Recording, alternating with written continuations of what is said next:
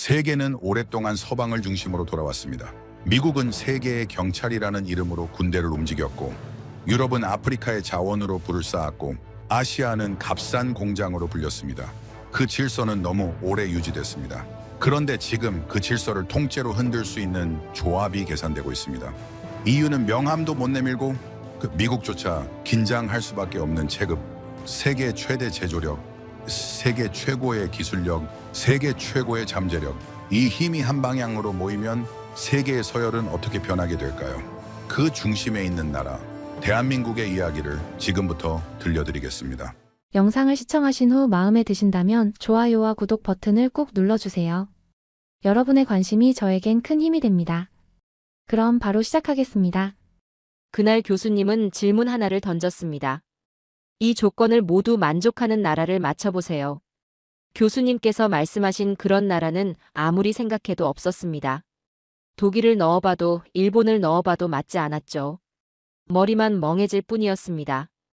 교수님은 학교 내에서도 괴짜로 유명하신 분입니다. 이번 질문에도 뭔가 숨기고 계신 게 분명하다고 생각했죠. 저는 하버드대에서 국제정치학을 공부하고 있는 다니엘 하퍼입니다. 중국은 위협, 러시아는 쇠퇴, 한국은 동맹. 뻔하디 뻔한 세계 질서 이야기에는 더 이상 흥미가 없었습니다. 그런데 오늘 강의는 첫 질문부터 제 머릿속을 어지럽게 만들었습니다. 교수님은 조건을 하나씩 제시했습니다. 인구 8천만입니다. 독일이 떠올랐습니다. 몇몇 학생들도 고개를 끄덕였죠. 세계 상위권 경제 규모를 가지고 있습니다. 역시 독일이었습니다. 터키일 수도 있겠다 싶었죠. 반도체와 배터리 같은 핵심 산업에서 세계 최상위권입니다. 독일이 아니었습니다. 터키도 아니었습니다. 일본? 아니, 일본은 인구가 훨씬 많습니다. 대륙과 태평양이 맞닿는 전략적 위치에 있습니다. 이제 후보가 거의 사라졌습니다. 독일은 태평양과 관련이 없습니다. 일본은 육로가 없죠. 한 학생이 손을 들었습니다. 독일 아닙니까? 통일 독일도 비슷한 조건이었는데요. 교수님은 짧게 답했습니다. 좌표가 다릅니다. 태평양 변수가 없죠. 다른 학생이 조심스럽게 말했습니다. 그럼 영국은요? 제조업은 약하지만 금융과 기술로 보면 인구가 맞지 않습니다. 그리고 산업 중심축이 다릅니다. 강의실이 조용해졌습니다. 당장 전선 배치 가능한 세계 최고 수준의 군사력을 보유하고 있습니다. 이제 학생들은 서로 눈치만 봤습니다. 누가 먼저 틀린 답을 말할까 두려워하는 분위기였죠. 강대국들의 엄청난 견제를 받고 있습니다. 저는 머릿속으로 후보들을 지워나갔습니다. 독일, 일본, 영국, 터키. 모두 맞지 않았습니다. 교수님은 마지막 조건을 말했습니다. 이 나라는 지금 존재하지 않습니다. 강의실이 얼어붙었습니다. 존재하지 않습니다. 하지만 존재하는 순간 주변 강대국의 기본 전략이 바뀝니다. 저는 그 순간 불편함을 느꼈습니다. 이건 퀴즈가 아니었습니다. 우리가 믿고 있던 세계관을 흔드는 게임이었습니다. 교수님은 잠시 멈췄습니다. 2초, 3초. 그 시간이 길게 느껴졌습니다. 그리고 천천히 말했습니다. 통일 한국입니다. 강의실 어딘가에서 작은 소음이 들렸습니다. 누군가는 숨을 크게 들이켰습니다. 저는 한국이라는 단어가 낯설지 않았습니다. 세계 경제와 기술에서 이미 중요한 역할을 하고 있으니까요. 그런데 통일 한국은 달랐습니다. 순간적으로 제가 알던 한국의 이미지가 흔들렸습니다. 동맹국이 아니라 변수로 보이기 시작했죠. 교수님은 첫 문장부터 감정을 차단했습니다. 오늘 우리는 감정을 다루지 않습니다. 통일은 민족 이벤트가 아니에요. 통일은 구조의 전환입니다. 인구가 커지면 시장이 커집니다. 하지만 진짜는 위치입니다. 좌표는 바뀌지 않습니다. 저는 국제정치를 의도 대능력으로 배워왔습니다. 그런데 교수님은 그 위에 좌표를 얹었습니다. 의도는 바뀌지만 좌표는 안 바뀝니다. 이 말이 무겁게 다가왔습니다. 한 학생이 물었습니다. 교수님, 강대국들은 한국의 통일을 반길까요? 아니면 견제할까요? 교수님은 잠시 생각하더니 답했습니다. 국제적으로 영향력이 적거나 약한 나라라면 통일을 하든 말든 크게 신경 쓰지 않을 겁니다. 하지만 한국 같은 나라의 경우 얘기가 달라지죠. 물론 북한의 관점에서 보는 게 아닙니다. 한국의 관점에서 봐야 합니다. 강대국이 누군가의 통일을 막으려 한다면 그건 그 나라가 충분히 강하다는 증거입니다. 약한 나라의 통일은 방치하죠. 하지만 강한 나라의 통일은 견제합니다. 불편한 현실감이었습니다. 이건 한국을 칭찬하는 게 아니라 국제 정치의 냉정함이었습니다. 그리고 그 냉정함은 우리 미국에게도 적용됩니다. 다른 학생이 물었습니다. 그럼 통일 한국이 실제로 등장하면 지역 파워 밸런스가 어떻게 되나요? 교수님은 신중하게 답했습니다. 일본은 긴장합니다. 해양 중심이었던 자신들의 전략이 상대적으로 약해질 수 있으니까요. 중국은 계산을 바꿉니다. 완충지대가 사라지고 국경이 직접 맞닿게 되니까요. 그럼 미국은요? 다른 학생이 물었습니다. 교수님은 잠시 멈췄습니다. 미국은 복잡합니다. 공개적으로는 지지할 겁니다. 하지만 실제로는 조건을 붙이죠. 통일 자체를 반대하는 건 아닙니다. 다만 어떤 통일이냐가 중요합니다. 동맹 안에 있는 강한 한국은 환영합니다. 하지만 독자 노선을 걷는 강한 한국은 경계합니다. 미국이 두려워하는 건 통일이 아니라 예측 불가능한 강한 한국입니다. 저는 그 순간 깨달았습니다. 통일이라는 단어가 처음으로 희망이 아니라 변수처럼 들렸습니다. 세계 질서의 단어가 된 겁니다. 교수님은 말을 이었습니다. 한국은 지금 분단 때문에 사실상 섬처럼 고립돼 있습니다. 모든 물류가 바다로만 움직이죠. 에너지도 자원도 제품도 바다를 거쳐야 합니다. 통일은 그 고립을 풀 수 있어요. 대륙과 연결되면서 육로가 열리고 선택지가 생기는 거죠. 저는 머릿속으로 지도를 그렸습니다. 한반도가 대륙과 이어지는 순간 물류의 흐름이 바뀝니다. 협상의 구도가 바뀝니다. 지도 한 장이 바뀌면 전략서 한 권이 바뀝니다. 교수님의 말이 계속 이어졌습니다. 남한은 이미 세계 10위권 경제입니다. 북한은 가난하지만 자원과 노동력이 있어요. 이 둘이 합쳐지면 단순히 숫자가 커지는 게 아닙니다. 역할이 결합됩니다. 저는 계산을 시작했습니다. 남한의 기술과 자본, 북한의 자원과 인력. 이게 합쳐지면 자금 능력이 급격히 올라갑니다. 외부 압박에 버틸 수 있는 시간이 늘어납니다. 협상 테이블에서 가격표가 달라집니다. 한 학생이 손을 들었습니다. 하지만 통일 비용이 엄청나지 않나요? 독일도 수십 년이 걸렸는데요. 교수님은 고개를 끄덕였습니다. 맞습니다. 막대한 비용이 듭니다. 그건 피할 수 없는 현실이죠. 하지만 비용만 보면 본질을 놓칩니다. 비용은 현재의 계산이고 구조 변화는 미래의 계산입니다. 투자는 경제 활동을 만들고 재건은 일자리를 만듭니다. 그리고 독일과 한국은 출발점이 다릅니다.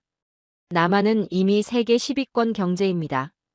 기술 수준도 자본 축적도 훨씬 높습니다. 이건 단순한 통일 이야기가 아니었습니다. 세계 질서를 다시 쓰는 이야기였죠. 자, 이제 다른 질문으로 넘어가겠습니다. 저는 긴장했습니다. 통일 한국만으로도 머리가 복잡한데 또 무슨 이야기가 나올까요? 교수님은 천천히 말했습니다. 통일 한국 하나만으로도 이 정도입니다. 그런데 만약, 교수님은 잠시 멈췄습니다. 만약 이 지역에서 더 큰 변화가 일어난다면 어떻게 될까요? 강의실이 다시 조용해졌습니다. 저는 알 수 있었습니다. 이 강의는 이제 막 시작됐을 뿐입니다. 통일이라는 단어가 처음으로 세계 질서의 단어가 됐습니다. 교수님은 잠시 숨을 고르더니 다시 입을 열었습니다. 통일 한국을 이야기할 때 대부분 사람들은 숫자를 먼저 떠올립니다.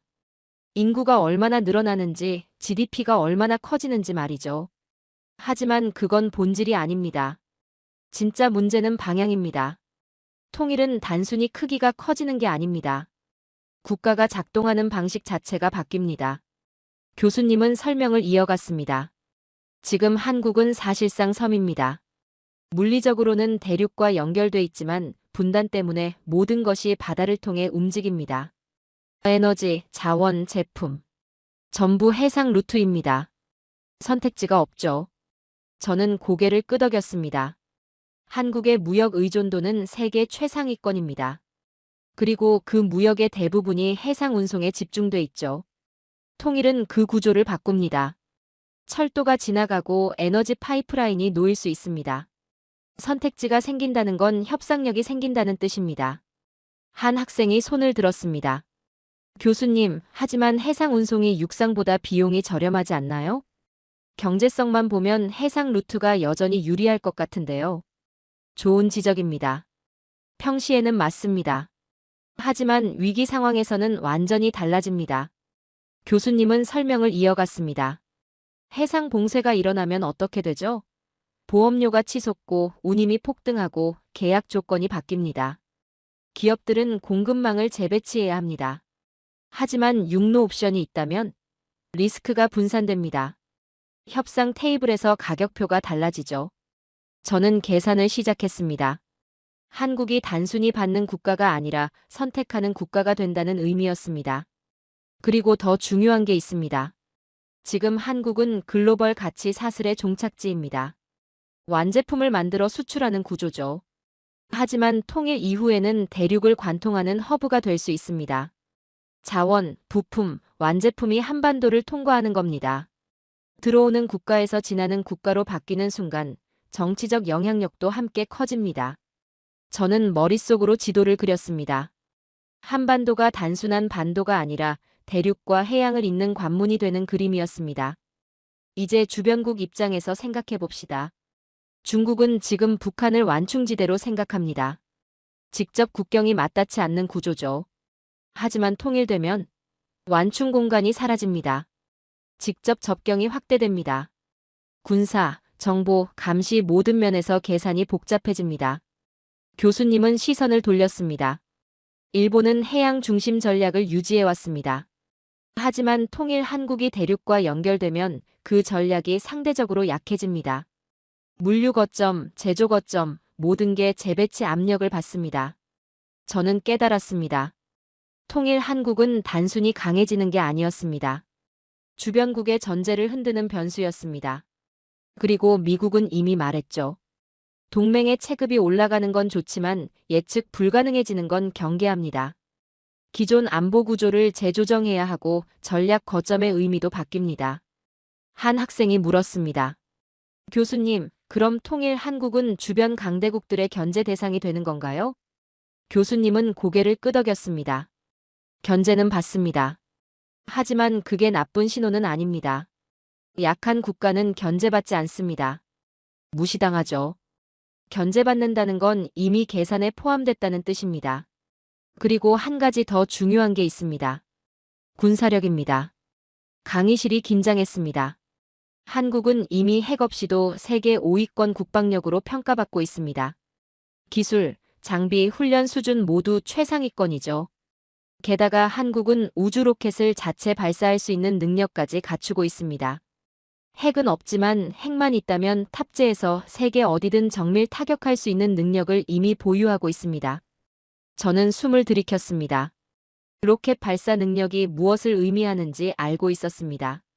그건 곧 대륙 간 탄도미사일 기술과 직결되는 문제였습니다. 그런데 북한은 핵을 가지고 있습니다. 강의실이 조용해졌습니다. 통일 이후 이 둘이 합쳐진다면 어떻게 될까요? 세계 5위권 재래식 전력에 핵 능력이 더해집니다. 물론 통일 과정에서 핵을 어떻게 처리하느냐는 별개의 문제입니다. 한 학생이 조심스럽게 물었습니다. 교수님, 그런데 핵 보유는 핵 확산 금지 조약 위반 아닌가요? 국제사회가 용인할까요? 정확한 지적입니다. 핵 확산 금지 조약, 그러니까 핵무기를 가진 나라를 더 늘리지 않자는 국제 약속 말이죠. 통일 협상 과정에서 가장 복잡한 부분이 바로 이겁니다. 교수님은 말을 이었습니다. 하지만 여기서 중요한 건 핵을 보유하느냐 마느냐가 아닙니다. 핵 능력을 가진 인력, 기술, 시설이 한국 영토 안에 존재한다는 사실 자체가 협상력입니다. 폐기하느냐 마느냐는 협상 테이블에서 결정되는 거죠. 저는 소름이 돋았습니다. 이건 단순한 군사 이야기가 아니었습니다. 협상 구조 자체를 바꾸는 이야기였습니다. 교수님은 계속 말했습니다. 한국은 이미 세계 10위권 경제입니다. 북한은 가난하지만 자원과 노동력이 있습니다. 이 둘이 합쳐지면 단순히 숫자가 커지는 게 아닙니다. 역할이 결합됩니다. 기술과 자본, 자원과 인력, 자금 능력이 급격히 올라갑니다. 외부 압박에 버틸 수 있는 시간이 늘어납니다. 협상 테이블에서 가격표가 달라집니다. 저는 생각했습니다. 이건 단순한 통일 이야기가 아니었어요. 세계 질서를 다시 쓰는 이야기였습니다. 교수님은 잠시 숨을 고르더니 새로운 질문을 던졌습니다. 자, 이제 더 큰 그림을 그려봅시다. 강의실이 다시 긴장했습니다. 이 조건을 모두 만족하는 나라는 어디일까요? 교수님은 조건을 하나씩 제시하기 시작했습니다. 인구 약 16억 명. 세계 인구의 20% 이상입니다. 저는 숨이 막혔습니다. 16억이면 중국이나 인도 수준입니다. 명목 GDP 26조 달러 이상. 세계 최대 경제권의 약 85% 수준입니다. 학생들이 웅성거리기 시작했습니다. 중국?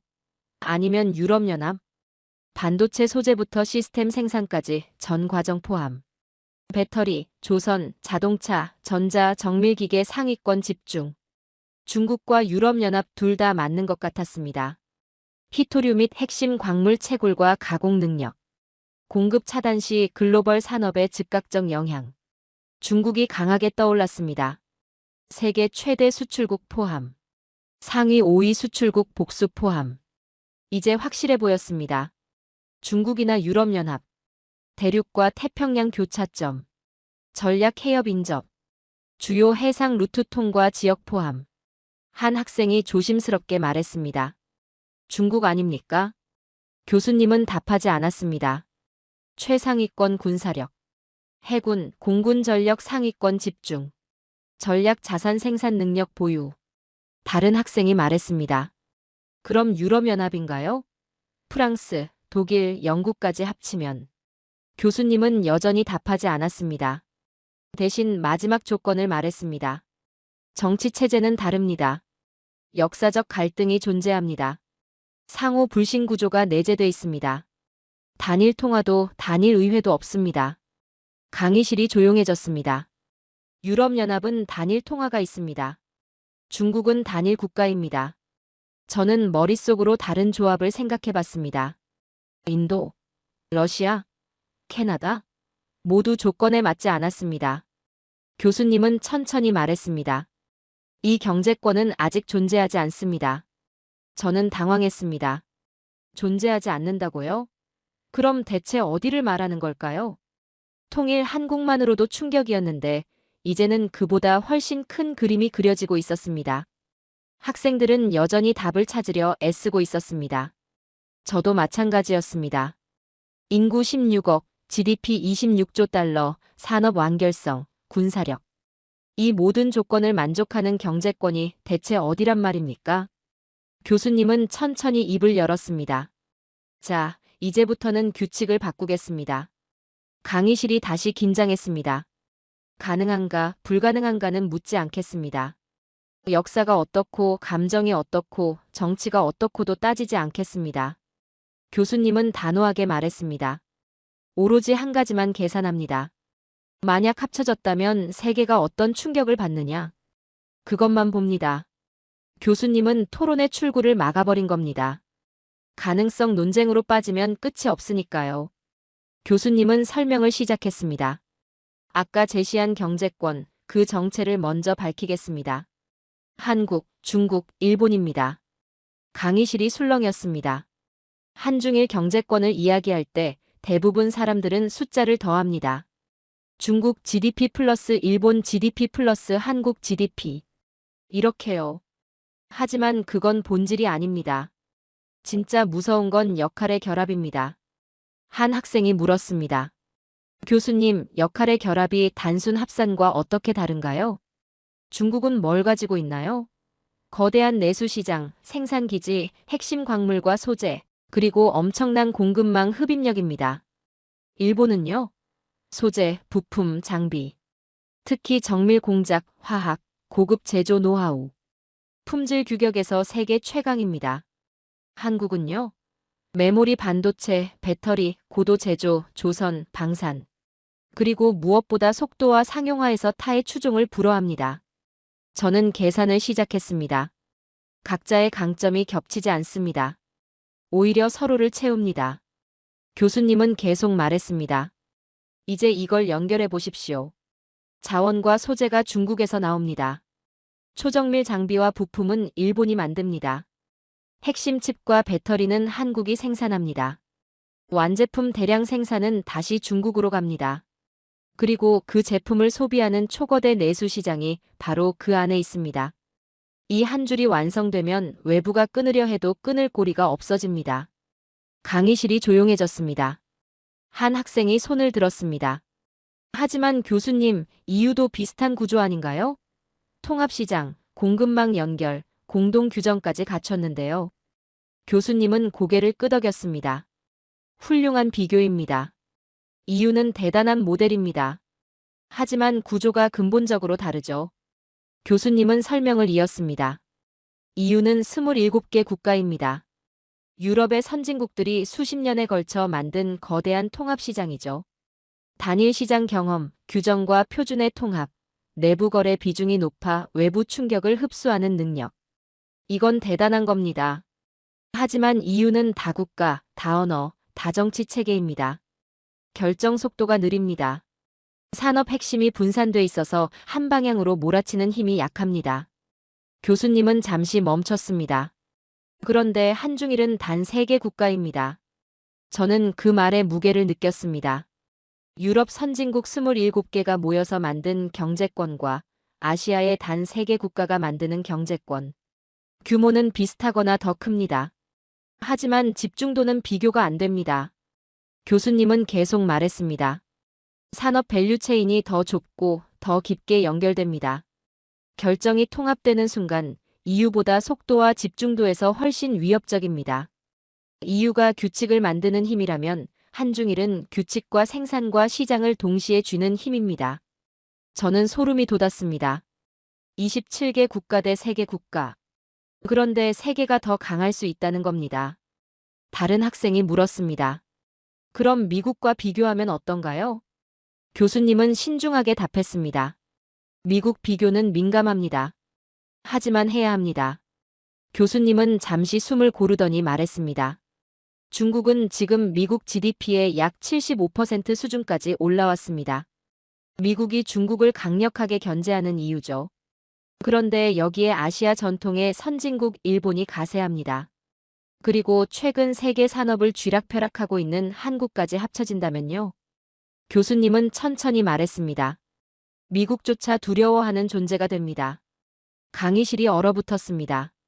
구매력 기준으로는 미국을 위협하거나 앞서는 구간이 가는 게 되죠. 하지만 숫자보다 더 무서운 게 있어요. 미국은 세계 최대 소비 시장, 금융 패권, 기술 우위를 가지고 있습니다. 하지만 생산, 부품, 소재, 시장이 한 덩어리로 굳어지는 건 미국이 통제할 수 없는 구조입니다. 저는 불편함을 느꼈습니다. 중국이 커지는 건 익숙한 뉴스였습니다. 하지만 중국의 규모, 일본의 정밀함, 한국의 상용화가 한 구조로 묶이는 건 완전히 다른 이야기였습니다. 교수님은 말을 이었습니다. 국가들이 두려워하는 건 큰 GDP가 아닙니다. 외부 압박이 잘 안 먹히는 구조입니다. 외부 압박이 먹히려면 끊을 수 있는 고리가 있어야 합니다. 관세, 제재, 수출 통제. 이런 수단들이 효과를 발휘하려면 상대방이 의존하는 지점이 있어야 합니다. 하지만 한중일 경제권이 굳으면 내부에서 메울 수 있는 구간이 늘어납니다. 외부 압박의 효율이 떨어집니다. 교수님은 구체적인 예시를 들었습니다. 반도체를 봅시다. 소재는 일본, 장비는 일본과 중국, 메모리는 한국, 대규모 수요는 중국. 이게 한 체계 안에 들어옵니다. 배터리도 마찬가지입니다. 소재, 공정, 셀, 완제품 시장이 다 안에 있습니다. 조선과 물류는요? 물동량과 생산 능력이 동시에 존재합니다. 저는 깨달았습니다. 이건 경제 공동체가 아니라 산업 요새에 가깝습니다. 한 학생이 조심스럽게 물었습니다. 교수님, 그럼 실제로 그런 경제권이 만들어질 수 있나요? 어떤 단계로 진행되나요? 교수님은 설명을 시작했습니다. 1단계는 공동관세와 통상협력입니다. 외부의 동일한 관세와 규정을 적용하면 협상력이 즉시 커집니다. 2단계는 핵심 산업 표준 공동화입니다. 배터리 규격, 통신 규격, 반도체 공급 규정. 표준을 맞추는 시장이 아니라 정하는 시장이 됩니다. 3단계는 공동 공급망 위기 대응입니다. 위기가 오면 내부 우선 공급 체계가 작동합니다. 외부에는 물량이 늦게 갑니다. 4단계는 결제와 금융 협력입니다. 완전한 단일 통화가 아니어도 무역 결제와 투자 루트가 내부화되면 달러 의존을 줄일 수 있습니다. 저는 숨이 막혔습니다. 이게 성립하면 세계 경제의 판이 완전히 바뀝니다. 교수님은 말을 이었습니다. 이유는 동맹입니다. 가치와 규범으로 묶인 구조죠. 하지만 한중일 경제권은 생태계입니다. 산업의 완결로 묶인 구조입니다. 동맹은 선택입니다. 하지만 생태계는 습관입니다. 생태계가 굳으면 정치가 바뀌어도 경제는 쉽게 못 끊습니다. 저는 그 순간 깨달았습니다. 이건 이념의 문제가 아니었습니다. 구조의 문제였죠. 교수님은 잠시 멈췄습니다. 그렇다면 이제 질문이 바뀝니다. 미국과 EU는 이 상황에서 무엇을 할 수밖에 없을까요? 견제는 어디서 시작될까요? 질서 재편은 어떤 방식으로 진행될까요? 저는 알 수 있었습니다. 교수님은 이제 세계 질서의 반응을 이야기하려는 겁니다. 한중일 경제권의 체급을 계산했으니 이제는 그 체급이 만드는 충격을 계산할 차례였습니다. 자, 이제 질문을 바꿔봅시다. 미국과 EU는 이 상황을 보고 가만히 있을까요? 강의실이 긴장했습니다. 교수님은 단호하게 말했습니다. 견제는 감정이 아닙니다. 생존 규칙이죠. 거대한 경제권이 탄생하면 기존 질서는 자동으로 반응합니다. 저는 그 말의 무게를 느꼈습니다. 견제라는 단어가 뉴스에서는 늘 추상적이었는데 오늘은 구체적인 수단의 목록으로 변환되고 있었습니다. 미국은 한 가지 수단만 쓰지 않습니다. 기술, 금융, 동맹. 세 축을 동시에 조이는 거죠. 먼저 기술입니다. 미국은 핵심 부품을 계속 외부에 남겨두려 합니다. 첨단 공정 장비, 설계 소프트웨어, 특수 소재. 대체가 어려운 층을 선별해서 수출 허가제로 묶습니다. 동맹국 기업들도 이 허가 체계 안에 들어갑니다. 네덜란드의 ASML, 일본의 도쿄일렉트론. 이런 기업들이 함부로 팔 수 없게 만드는 겁니다. 저는 고개를 끄덕였습니다. 단기적으로는 생산 능력의 상한선을 걸어두고 장기적으로는 자체 생태계 완성을 늦추는 전략이었습니다. 두 번째는 금융입니다. 기술만 막아도 안 되면 돈의 흐름을 조입니다. 특정 기업에 대한 금융 제재, 투자 제한, 자본시장 접근 조건화, 보험, 결제, 신용평가 같은 보이지 않는 관문을 활용합니다. 기업들이 위험을 느끼면 공급망 재편이 자연스럽게 일어나죠. 저는 계산을 시작했습니다. 기술과 금융을 동시에 조이면 기업은 선택지가 없어집니다. 세 번째는 동맹입니다. 미국은 한 덩어리로 뭉치지 못하게 쪼갭니다. 양자 협상을 강화하죠. 한 나라에는 안보 카드, 다른 나라에는 시장 카드, 다른 나라에는 기술 카드. 각계격파형으로 움직입니다. 선택을 강요하는 겁니다. 특정 산업에서 한쪽 편을 들게 만드는 규칙을 만듭니다. 군사 협력의 대가로 경제 조건을 제시합니다. 저는 깨달았습니다. 외부의 견제는 내부의 불신을 주입합니다. 경제권이 성립하려면 신뢰가 필요한데 미국은 그 신뢰를 흔드는 거죠. 다른 학생이 물었습니다. 그럼 EU는 어떤 방식을 쓰나요? EU는 다릅니다. 군사보다는 규제 권력으로 움직입니다. 첫째, 표준과 규정입니다. 환경, 안전, 데이터, 노동, 공급망 실사 규정으로 수입 조건을 강화합니다. 탄소 국경 조정 같은 형태로 비용을 국경에서 부과하죠. 기술이 아니라 인증을 막습니다. 통과 못하면 시장 진입이 불가능합니다. 저는 생각했습니다. EU는 생산량이 아니라 시장 규칙으로 힘을 냅니다. 세계 기업들은 EU 시장을 버리기 어렵기 때문에 규정이 글로벌 표준처럼 작동합니다.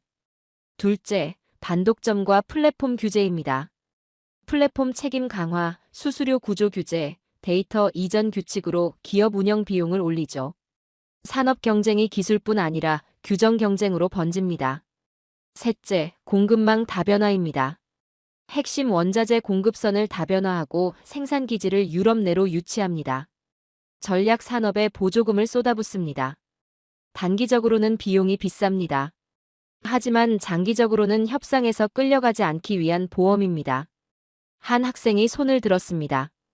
교수님, 그럼 미국과 EU의 공통점은 뭔가요? 교수님은 잠시 멈췄습니다. 공급망을 안보로 바꾸는 순간입니다. 강의실이 조용해졌습니다. 이전에는 무역 문제였습니다. 하지만 이후에는 안보 문제가 됩니다. 특정 품목을 민간 품목으로 지정하고 기술, 자원, 물류를 국가안보 프레임으로 격상시킵니다. 그 순간부터 자유무역 논리가 약해지고 통제 논리가 강화됩니다. 저는 불편함을 느꼈습니다. 경제 경쟁은 익숙했습니다.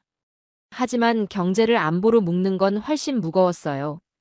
교수님은 계속 말했습니다. 이 전환은 부작용을 만듭니다.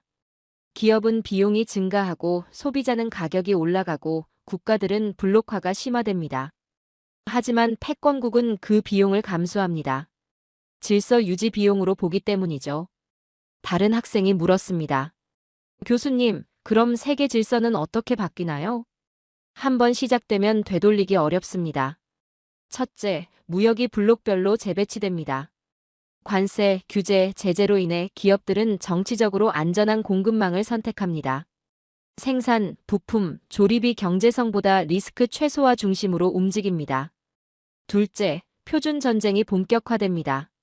배터리 규격, 충전 인증, 통신 규정, 데이터 규칙. 표준을 누가 정하느냐가 시장 지배로 연결됩니다. 셋째, 동맹의 의미가 바뀝니다. 예전에는 군사 동맹이었습니다.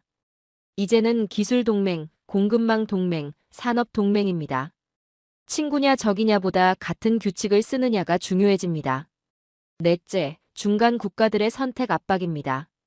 둘 다와 거래하고 싶어도 특정 분야에서는 양립이 어려워집니다. 결국 기업과 국가가 산업별로 줄을 서게 됩니다.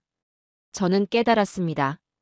자유무역은 규칙이었고 지금은 무기가 되고 있습니다. 그런데 여기서 질문 하나가 더 남습니다. 강의실이 다시 긴장했습니다. 만약 이 경제권에 세계 IT 심장을 쥔 생산축까지 더해진다면 어떻게 될까요? 지금의 견제 수단이 충분할까요? 아니면 더 거칠어질까요? 저는 알 수 있었습니다. 교수님은 또 다른 변수를 준비하고 있습니다. 세계가 내 생각보다 훨씬 빨리 진영으로 갈라질 수 있다는 걸 느꼈습니다. 한중일만으로도 이미 괴물급입니다. 이건 숫자 문제가 아닙니다. 구성의 문제죠.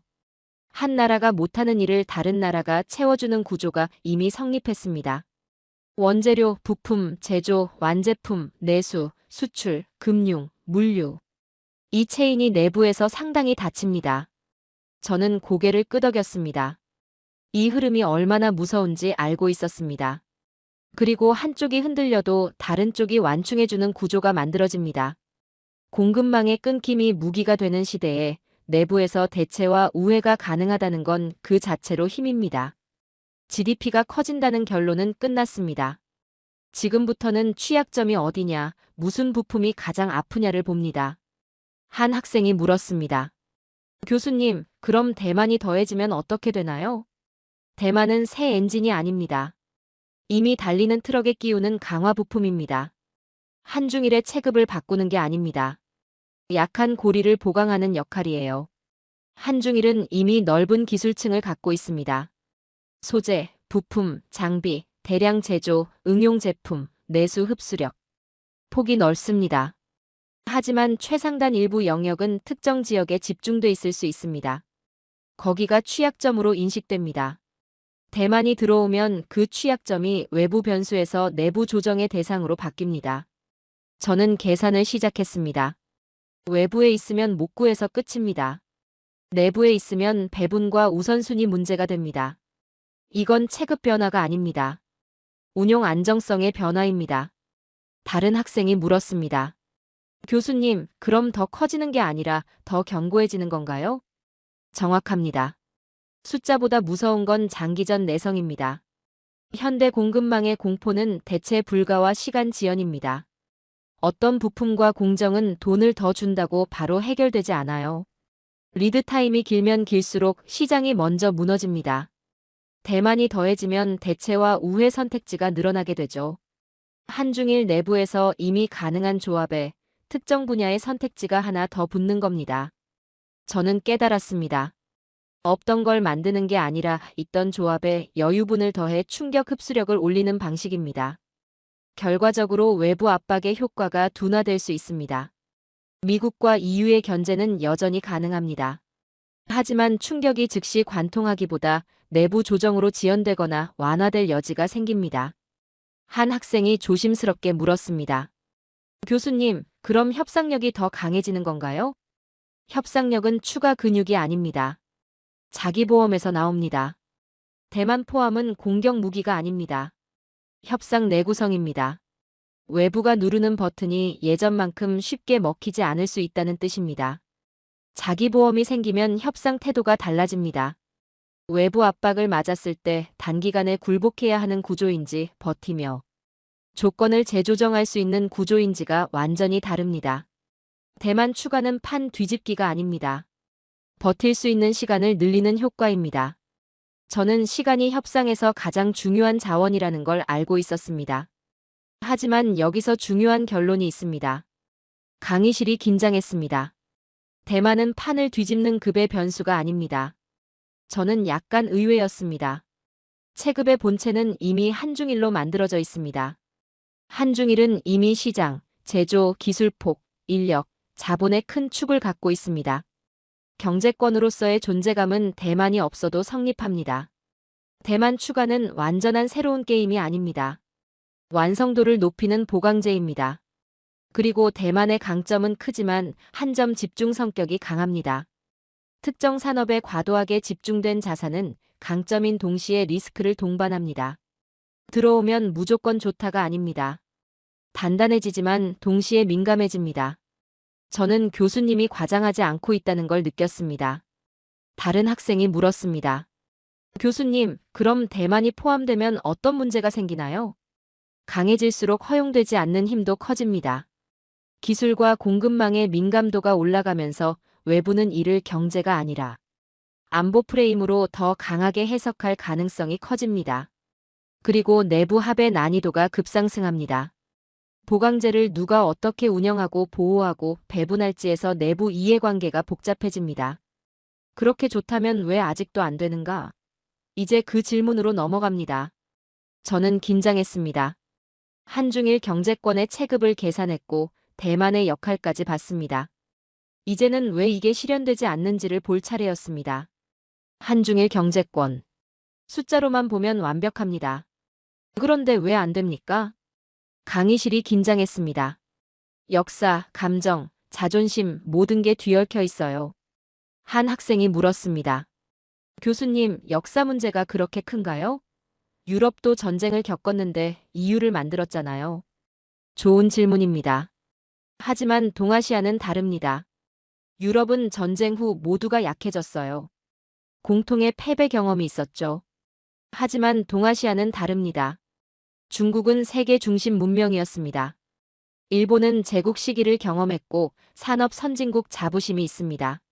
한국은 압축 성장 성공국이자 민주주의 모델 자부심이 있습니다.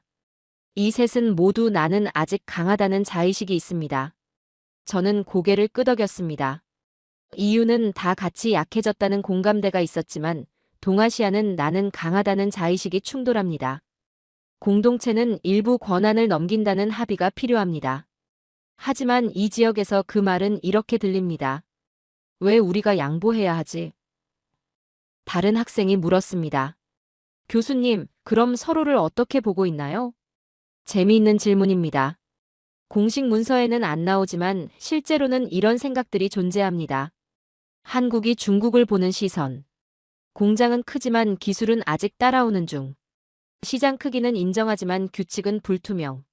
함께 일은 하지만 믿고 등은 못 맡김. 몇몇 학생들이 웃음을 참았습니다. 한국이 일본을 보는 시선. 과거에는 기술 강국이었을지 몰라도 지금은 한국 아래에 있는 나라. 그리고 여전히 과거를 사과하지 않는 나라. 일본이 한국을 보는 시선. 감정이 정치로 번지는 나라. 정권 바뀌면 정책도 바뀐다. 가깝지만 예측하기 어렵다. 일본이 중국을 보는 시선. 시장이 크지만 리스크는 더 크다. 협력은 하되 속은 안 보여준다. 중국이 한국을 보는 시선. 작지만 기술 있는 나라. 하지만 결국 미국 편 아니냐? 완전히 신뢰하긴 어렵다. 중국이 일본을 보는 시선. 역사 문제 해결 안 된 나라. 군사력 확대는 의심부터. 저는 웃음이 나왔습니다. 외교 수사와 실제 생각은 완전히 다릅니다.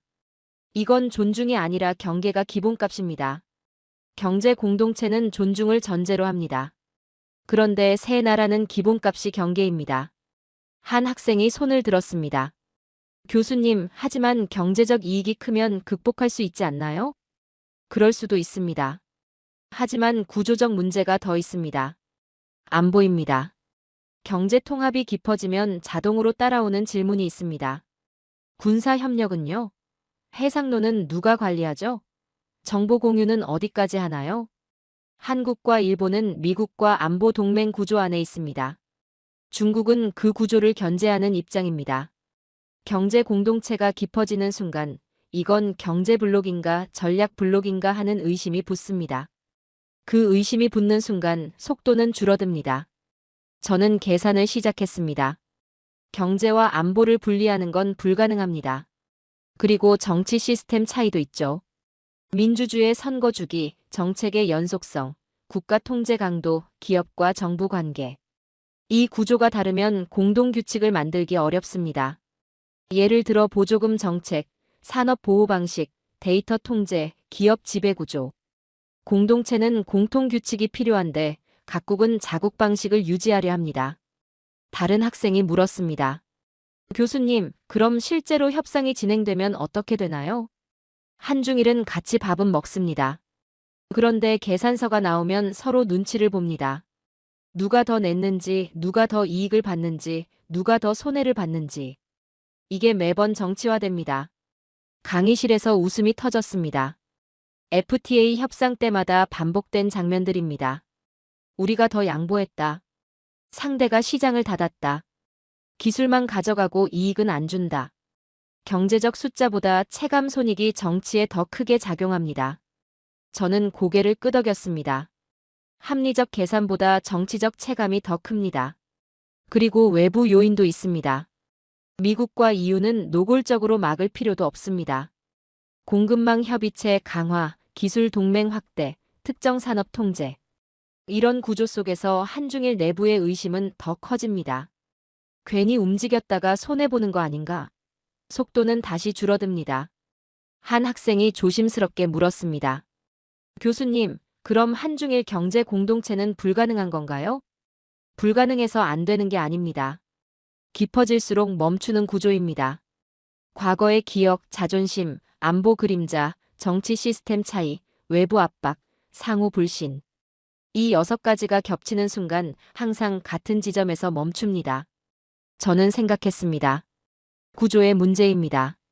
의지의 문제가 아닙니다. 하지만 여기서 흥미로운 질문이 하나 남습니다. 강의실이 다시 긴장했습니다. 그렇다면 이 지역에는 이 벽을 넘을 수 있는 변수가 정말 없는 걸까요? 한 학생이 물었습니다. 교수님, 혹시 다른 변수가 있나요? 있습니다. 그것도 아주 강력한 변수가 있습니다. 한중일 연합이 막히는 이유를 다 봤습니다. 역사, 감정, 자존심, 안보, 정치 시스템. 이 모든 게 장애물입니다. 그런데 세계가 진짜 두려워하는 변수는 따로 있습니다. 저는 숨을 멈췄습니다. 통일한국입니다. 강의실이 조용해졌습니다. 한중일 연합은 협상으로 막을 수 있습니다. 하지만 통일한국은 한번 탄생하면 되돌릴 수 없습니다. 연합은 합의가 필요해요. 하지만 통일은 합의 없이도 질서를 바꿀 수 있죠. 통일한국. 그 단어가 다시 등장했습니다. 한중일 연합이 안 되는 이유는 명확합니다. 하지만 통일한국은 다른 문제예요. 이건 한국과의 내부 문제입니다. 외부가 막기 어렵습니다. 그리고 통일한국은 한중일 구도의 유일한 해답이자 최악의 시나리오가 될 수 있습니다. 한중일 연합의 가장 큰 문제는 뭡니까? 중국과 일본의 불신입니다. 이 둘은 서로를 가장 깊게 불신합니다. 체제도 다르고 역사도 가장 깊고 안보 이해도 정면 충돌합니다. 그런데 한국은 다릅니다. 한국은 두 나라 사이에서 균형추가 될 수 있는 거의 유일한 플레이어입니다. 중국과는 경제적으로 깊게 얽혀 있습니다. 일본과는 기술과 산업적으로 상호 보완성이 큽니다. 동시에 미국과의 관계가 외부 안전장치 역할을 해왔습니다. 한국은 이미 조정자의 역할을 할 수 있어요. 하지만 통일한국은 조정자가 아니라 설계자가 될 수 있습니다. 저는 소름이 돋았습니다. 한중일 연합을 만들려면 합의가 필요합니다. 하지만 통일한국이 등장하면 합의 없이도 질서가 바뀝니다. 미국이 가장 불편해하는 장면이 바로 이겁니다. 중국 견제의 퍼즐이 깨지는 거죠. 미국의 대중 견제는 고리로 설계돼 있습니다. 동쪽에서 일본, 남쪽에서 호주, 서쪽에서 인도, 그리고 결정적으로 한반도라는 전진 거점. 통일한국은 이 고리의 형태를 바꿔버릴 수 있습니다. 미국이 원하는 건 계산 가능한 동맹입니다. 그런데 통일한국은 체급이 커지면서 계산 가능한 동맹에서 독자 변수로 진화할 수 있습니다. 미국이 진짜 두려워하는 건 배신이 아니라 자율입니다. 배신은 적으로 분류하면 됩니다. 자율은 분류가 안 됩니다. 어디로 갈지 모르는 강국은 미국의 전략표에서 가장 불편한 칸이니까요. 저는 깨달았습니다. 한중일 연합은 실패해도 통일한국은 이미 게임 체인저입니다. 연합은 실현 여부가 변수입니다. 될 수도 있고 안 될 수도 있습니다. 막히면 끝입니다. 하지만 통일한국은 존재 자체가 변수입니다. 한번 태어나면 주변국은 대응을 강요당합니다. 경제, 안보, 기술, 외교의 계산표가 자동으로 제작성됩니다. 작은 나라가 커지는 게 아닙니다. 규칙을 바꾸는 나라로 진화합니다. 교수님, 왜 통일한국이 연합보다 더 무서운가요? 세 가지 이유가 있습니다. 첫째, 위치입니다. 한반도는 원래도 요충지입니다. 하지만 분단 때문에 잠겨 있었죠. 통일은 그 잠금을 풀어요. 이때 한국은 다리가 아니라 허브가 됩니다. 대륙으로 들어가는 문, 태평양으로 나가는 문, 북방으로 올라가는 문. 세 개의 문이 동시에 열립니다. 저는 지도를 머릿속으로 그렸습니다. 한반도가 단순한 반도가 아니라 관문이 되는 그림이었습니다. 예전에는 지정학 때문에 당했습니다. 이제는 지정학이 힘이 됩니다. 한국이 선택하면 물류, 에너지, 정보 흐름의 방향이 바뀝니다. 둘째, 산업 체인의 완성도입니다.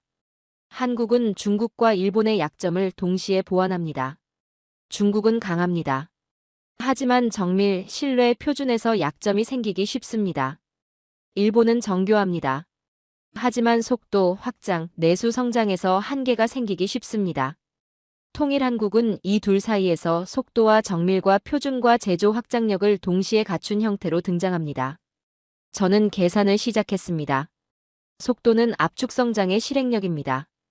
품질은 세계가 인정한 제조 품질 관리입니다. 표준은 글로벌 시장에서 통용되는 규범 감각입니다. 확장은 단일 국가로 움직이는 기동성입니다. 중국은 크지만 흔들릴 수 있습니다. 일본은 정교하지만 묶일 수 있습니다. 한국은 작았지만 해결이었습니다. 통일 이후에는 작았지만이 사라집니다. 저는 소름이 돋았습니다. 셋째, 군사력의 의미 변화입니다. 하지만 숫자보다 무서운 건 위치입니다. 지금은 군사선이 존재합니다. 통일은 그 선을 없애고 국경선이 바뀝니다. 그 순간 한국의 군사력은 내부 방어가 아니라 지역 구조 변수로 재해석됩니다. 일본은 바다 건너의 섬에서 대륙 관문을 가진 국가를 경쟁자로 인식합니다. 중국은 완충이 사라지고 예측 불가능한 강국이 바로 국경에 등장합니다. 미국은 전진 거점이 동맹의 땅에서 독자 변수로 변할 가능성을 봅니다. 저는 깨달았습니다. 이건 단순히 강해지는 게 아니었습니다. 계산 자체를 바꾸는 겁니다. 다른 학생이 물었습니다. 교수님, 그럼 한중일 연합에서 한국의 역할은 뭔가요? 한중일 연합의 키는 사실상 한국입니다. 강의실이 술렁이었습니다. 중국과 일본만으로는 불안정한 완전체가 될 수 있습니다. 서로를 가장 깊게 불신하는 관계가 바로 그 둘입니다.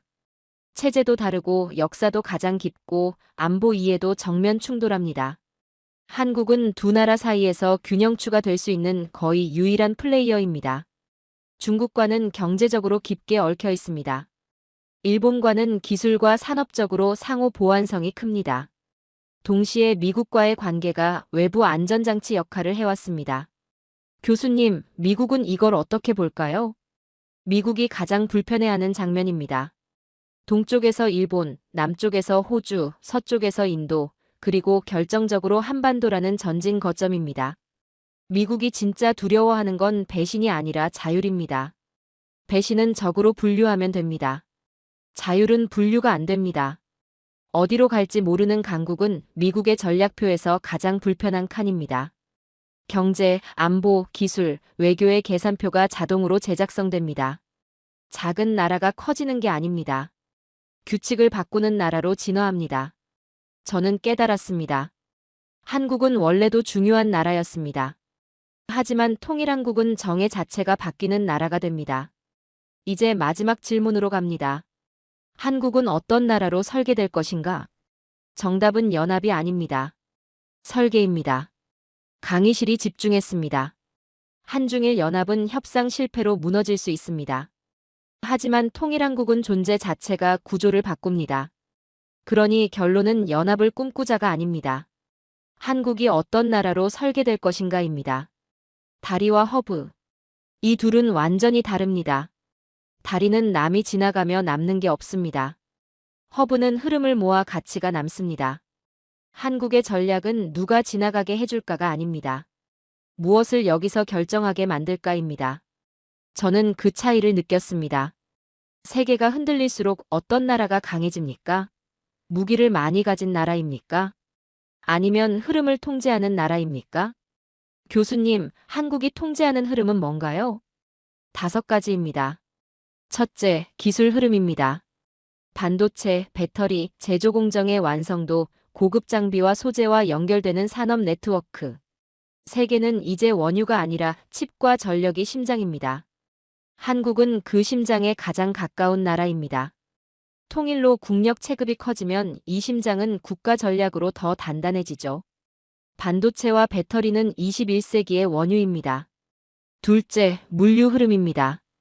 바다로는 이미 세계급 항만 네트워크를 갖췄습니다. 대륙으로는 통일 시 연결 잠재력이 폭발합니다. 동북아 물류가 섬의 물류에서 대륙 연결 물류로 확장될 가능성이 있습니다. 한국은 끝이 아니라 출발점이 될 수 있습니다. 이 차이가 곧 국력입니다. 셋째, 문화 흐름입니다. 문화는 취향이 아니라 영향력입니다. 관광, 소비, 플랫폼, 언어, 교육으로 번역됩니다. 국가 이미지가 경제와 외교의 비용을 낮춥니다. 다른 나라는 군사로 비용을 치릅니다. 한국은 문화로 비용을 절감할 수 있는 구간이 생깁니다. 저는 고개를 끄덕였습니다. 문화는 보이지 않는 무기입니다. 넷째, 안보 흐름입니다. 한국의 군사력은 단순히 싸우기 위한 게 아닙니다. 협상 테이블의 가격표를 결정합니다. 강하면 협상이고 약하면 통보입니다. 통일 이후 한국은 더 이상 완충지대가 아닙니다. 자기 전략을 선택할 수 있는 국가가 됩니다. 다섯째, 외교 흐름입니다. 강대국의 조건은 영토나 인구가 아닙니다. 선택권입니다.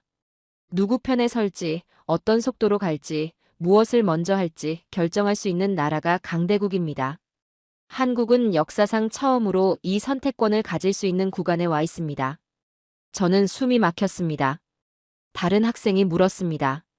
교수님, 그럼 한국이 견제받는 이유는 뭔가요? 강대국은 약한 나라의 미래를 두려워하지 않습니다. 약하면 방치합니다.